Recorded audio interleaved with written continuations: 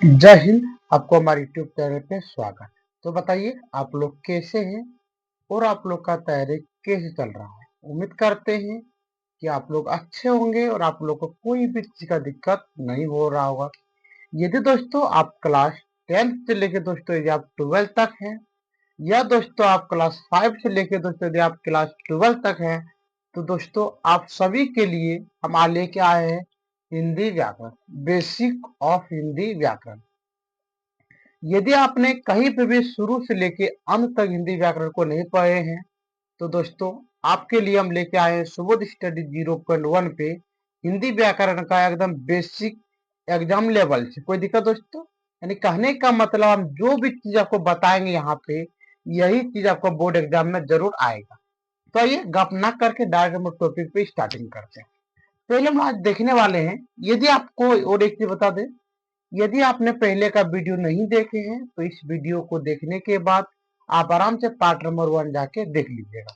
तो आइए गप ना करके डायरेक्ट हम टॉपिक पे स्टार्टिंग करते हैं। मैंने पहले आपको 1 नंबर तक बता चुके थे, आज हम लोग चलने वाला है यहाँ पे 2 नंबर। 2 नंबर बताने वाले हैं तो बोली, यानी कहने का मतलब कि बोली किसे कहते हैं। तो यहाँ पे मैंने यहाँ पर लिख चुके हैं कि स्थानीय भाषा को बोली कहा जाता है। यानी कहने का मतलब जो भी लैंग्वेज हम लोग अपने गांव में, शहर में, यानी कहने का मतलब गांव मोहल्ले में लोग जो भी भाषा का यूज करते हैं, इसी को हम क्या कहते हैं, बोली कहते हैं। कोई दिक्कत? आइए अब यहाँ पे देखने वाले हैं, ये तो आपका हो गया पूरा पूरा कंप्लीट। अब यहाँ पे देखने वाले हैं राज्य भाषा। यहाँ पे क्या लिखा? राज्य भाषा, या इसको बोल सकते हैं राज्य भाषा। तो यहाँ पे लिखा सरकारी कामकाज की भाषा को राज्य भाषा कहते हैं।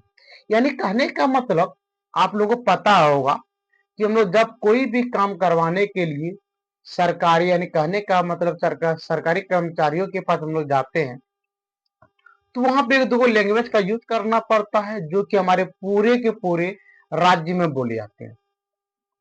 ऐसा भाषा जो पूरे पूरे हम लोग कहाँ पे बोलते हैं, राज्य में बोलते हैं, इसी को हम कहते हैं राज्य भाषा। कोई दिक्कत?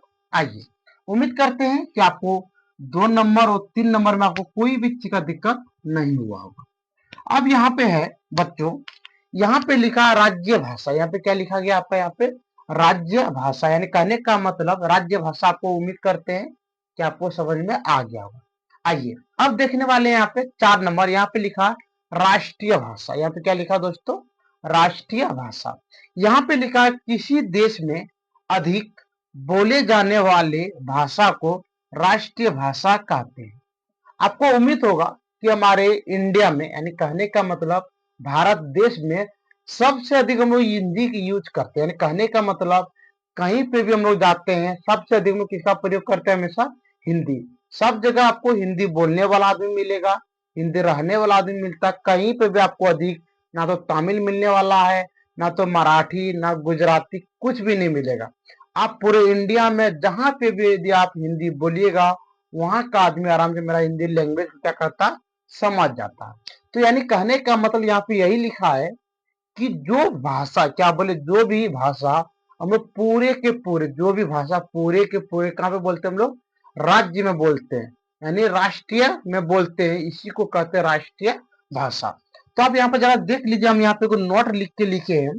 यहाँ पे देखिए, यहाँ पे लिखा है भारत में सबसे अधिक हिंदी भाषा बोली जाती है, परंतु भारत के संविधान में हिंदी भाषा को राष्ट्रीय भाषा नहीं माना जाता है।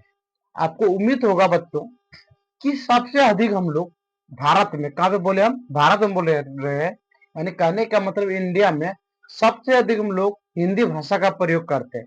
लेकिन तभी भी मैं तभी भी मेरा भारत का राष्ट्रीय भाषा, क्या बोले, भारत का राष्ट्रीय भाषा मेरा कुछ भी नहीं है। यानी कहने का मतलब हिंदी होता, लेकिन आपको पता है दोस्तों कि हमारे देश में सबसे अधिक हम हिंदी भाषा का यूज करते हैं, लेकिन इतना भाषा का यूज करने के बाद भी मेरा देश राष्ट्रीय भाषा के अंतर्गत हिंदी को मानता नहीं है। या हम इसको ऐसे बोल सकते हैं कि हमारे देश के लिए कोई भी राष्ट्रीय भाषा नहीं है, क्योंकि हमारे देश में प्रत्येक कैटेगरी का, प्रत्येक धर्म का लोग रहते हैं और इसको अपने आजाद है, इसको जो मन में आए ये आराम से लैंग्वेज यूज कर सकता है, इसमें कोई भी चीज का दिक्कत नहीं है।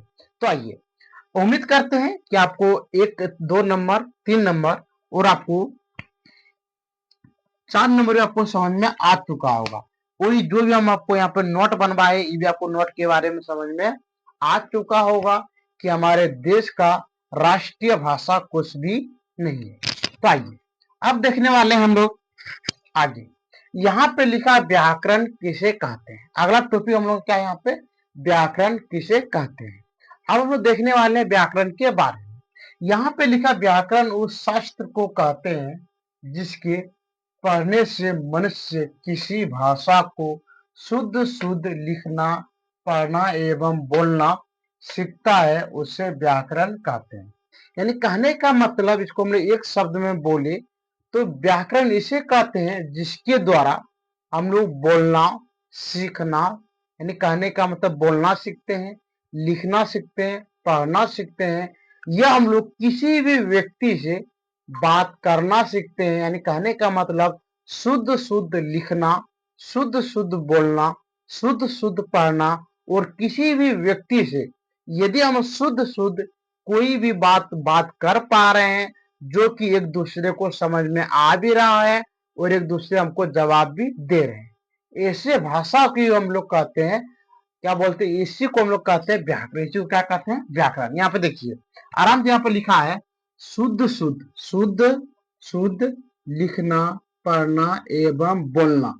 यानी कहने का मतलब व्याकरण हमको तब पता होगा जब हम लोग किसी भी भाषा को, किसी भी भाषा के लिखने का तरीका, बोलने का तरीका, बताने का तरीका, यदि हम किसी भी व्यक्ति को समझा सकते हैं या किसी को हम बता सकते हैं तो उसी को कहते हैं व्याकरण। कोई दिक्कत?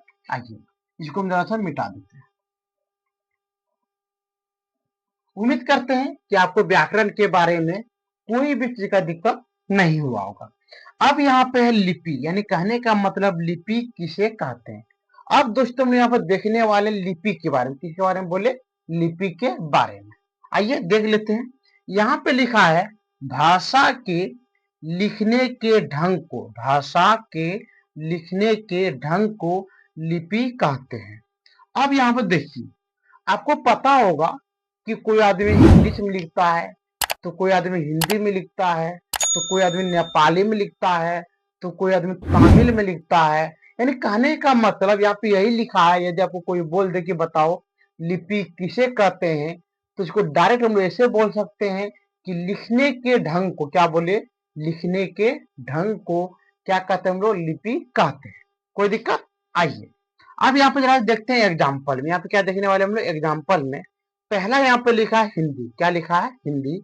यदि आपको कोई बोल दे कि बताओ हिंदी कौन सा लिपि में लिखा जाता है, या ऐसे बोल सकते हैं कि हिंदी कौन सा लिपि में लिखा जाता है, तो हम डायरेक्ट बता सकते हैं कि हिंदी को हम लोग देवनागरी में लिखते हैं। कैसे लिखते हैं हम लोग? हिंदी को देवनागरी लिपि में लिखा जाता है। कोई दिक्कत? आइए अब यहाँ पे देखिए 2 नंबर यहाँ पे लिखा संस्कृत। 2 नंबर क्या लिखा गया यहाँ पे? संस्कृत। यानी कहने का मतलब कि संस्कृत कौन सा लिपि में है, तो हम लोग डायरेक्ट बता सकते हैं कि संस्कृत मेरा देवनागरी लिपि में लिखा जाता है। कौन जो बोले आपको? देवनागरी लिपि में। क्या बोले? संस्कृत। कोई दिक्कत? यदि आपको बोल दे कि बता हिंदी कौन सा लिपि में लिखा जाता है, तो हम बता सकते हैं कि हिंदी कौन सा लिपि में लिखा जाता है? देवनागरी में। यदि आपको कोई बोले कि बताओ संस्कृत कौन सा लिपि में लिखा जाता है, तो इसको हम बता सकते हैं कि संस्कृत भी आपका देवनागरी लिपि में लिखा जाता है। अब यहाँ पे देखिए 3 नंबर में यहाँ पे नेपाली। क्या यहाँ पे? नेपाली। यानी कहने का मतलब बिहार के बगल में मेरा नेपाल देश है। क्या है? मेरा नेपाल देश है। आपको ये पता करना है कि नेपाल देश में नेपाली सब कैसे लिखता है, तो हम बता सकते हैं कि नेपाली सब कौन सी में लिखता है? देवनागरी में लिखता है। कोई दिक्कत?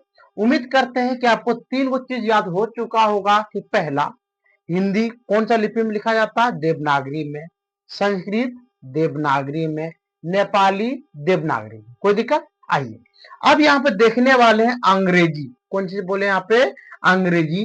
अंग्रेजी आपका कौन सी में लिखा जाता है? अंग्रेजी आपका लिखा जाता है यहाँ पे रोमन में। कौन सी में बोलेंगे? रोमन में। और यहाँ पे आपका उर्दू। क्या बोले? उर्दू। यदि आपको कोई बोले कि बताओ उर्दू कौन सी लिपि में लिखा जाता है, तो हम इसको बता सकते हैं कि उर्दू हम लोग का लिखा जाता है फारसी में। कोई दिक्कत?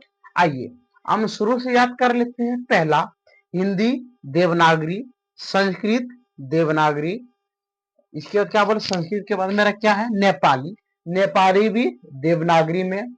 इसके बाद अंग्रेजी, अंग्रेजी कुछ भी लिखा जाता है, अंग्रेजी आपका लिखा जाता है रोमन संख्या में। और उर्दू, उर्दू कुछ भी लिखा जाता है आपका फारसी में, उर्दू कुछ भी लिखा जाता है फारसी में। और वो आपको यहाँ पे लिख देते हैं, यहाँ पे देखिए 6 नंबर, यहाँ पे तो नहीं दिख रहा होगा आपको, यहाँ पे हम लिख देते हैं 6 नंबर होता है पंजाबी। पंजाबी क्या बोले, पंजाबी। यदि आपको कोई बोल दे कि बताओ पंजाबी कौन सा लिपि में लिखा जाता है, तो इसको हम आराम से बता सकते हैं कि पंजाबी में लिखा जाता है गुरुमुखी में, गुरुमुखी में। कोई दिक्कत? आइए, आपको उम्मीद करते हैं कि आपको ये भी बात आपको कोई पूछ दे कि बताओ पंजाबी कौन सा लिपि में लिखते हैं, तो इसको हम बता सकते हैं कि पंजाबी मेरा गुरुमुखी में लिखा जाता है। कोई दिक्कत? ठीक है, आप इसको आराम से स्क्रीनशॉट ले लीजिए। हम इतना उम्मीद करते हैं कि आपको पूरी तरह समझ में आ चुका हो। हम जरा सा साइड हो जाते हैं।